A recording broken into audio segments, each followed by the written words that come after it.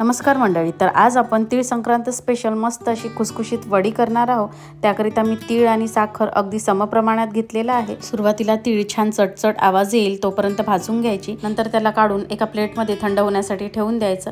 नंतर त्याच कढईत आपण साखर घेणार आहोत, मात्र सुरुवातीला त्यात चमचा फिरवायचा नाही, त्यामुळे साखरेच्या गुठळ्या होतात। थोडा थोडा पाक व्हायला सुरुवात झाली की मग त्यात चमचा फिरवायचा। साखर विरघळेपर्यंत इथे चॉपिंग बोर्डला मी तूप लावून घेतलेला आहे। नंतर तीळ घालायची व सगळं मिश्रण व्यवस्थित मिक्स करायचं, तसंच थोडंसं तूप घालायचं, त्यामुळे ना वडीला छान अशी चकाकी येते। नंतर सर्व मिश्रण चॉपिंग बोर्डवर या पद्धतीने पसरवून घ्यायचं। बेलण्याला तूप लावून या पद्धतीने त्याला लाटून घ्यायचं। आपण जेवढी ती वडी पातळ लाटू तेवढी ती खमंग आणि खुसखुशीत लागते। आणि अगदी 2 मिनिटात त्याच्या वड्या पाडून घ्यायच्या, कारण मिश्रण थंड झाल्यावर त्याच्या वड्या पडत नाही। आणि वड्या पाडल्यानंतर 5 मिनिटांनी सरात्याच्या साहाय्याने या पद्धतीने सगळ्या वड्या काढून घ्यायच्या। वड्या काढायला उशीर झाला की वड्या तुटतात।